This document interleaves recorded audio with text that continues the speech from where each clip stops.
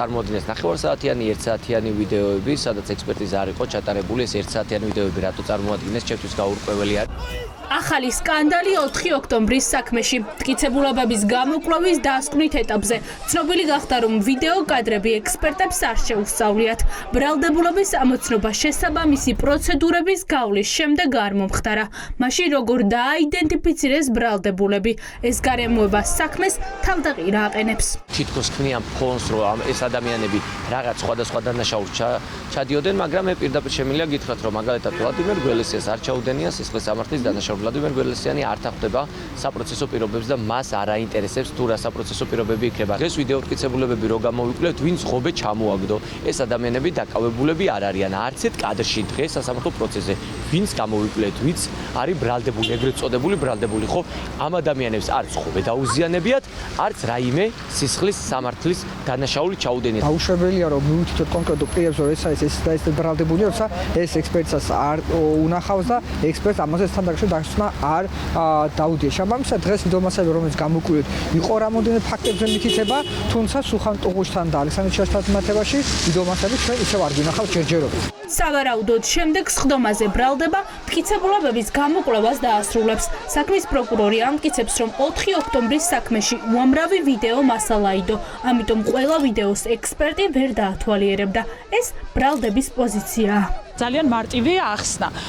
კონკრეტულ შემთხვევაში არაერთ სატელევიზიო ეთერში გადაიცა ძალადობის ამსახველი ფაქტების შესაბამისად, აბსოლუტურად ყველაზე კვლევა ვერ ჩატარდებოდა, ყველა ასახულია ერთ ლოკაციაზე, ერთ სივრცეში.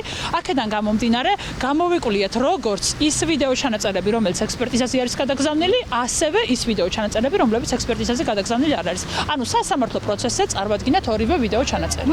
დაცვის მხარე ამტკიცებს, რომ პროკურატურა აჭიანურებს საპროცესო გარიგების გაფორმებას იმ ბრალდებულებთან, ვინც დანაშაული აღიარა და შეთანხმება ითხოვა. მძიმე დიაგნოზის მქონე ბრალდებულებისთვის 1 წელი პატიმრობა და 1 წელი პირობითი მსჯავრი ერთადერთი გამოსავალია, თუმცა აღიარების შემდეგ ბრალდება პასუხს აღარ აბრუნებს. წარმოუდგენელია ამდენი შეჩერება საპროცესოში, შემდეგ კვლავ მიმდინარეობს მოლაპარაკება, შემდეგ ჩერდებიან, მოკლედ არ დაადგა საშველი ამ საპროცესოს, მიუხედავად იმისა, რომ ძალიან ცუდად და ჯანმრთელობის მდგომარეობა უმძიმესია, ჩემი დაცვის ქვეშ ყოფს, ამ დრომდე ჯერ რეალურად არაფერი ოქმი არ შემდგარა და არ გაფორმებულა. არ ვიცი რატომ აჭიანურებს, თუმცა დღეს ყველა ვნახეთ მტკიცებულების გამოკვლევის დროს, როგორ გახდა ჩემი დაცვის ქვეშ ყოფი ცუდად ვიდეოში 40 ტომიან საქმეში მხოლოდ და მხოლოდ 3 წამი არის, სადაც ჩანს ჩემი დაცვის ქვეშ ყოფი. შემდეგ ორშაბათს ბრალდების მხარე რამდენიმე ვიდეო მტკიცებულებას გამოიკვლევს.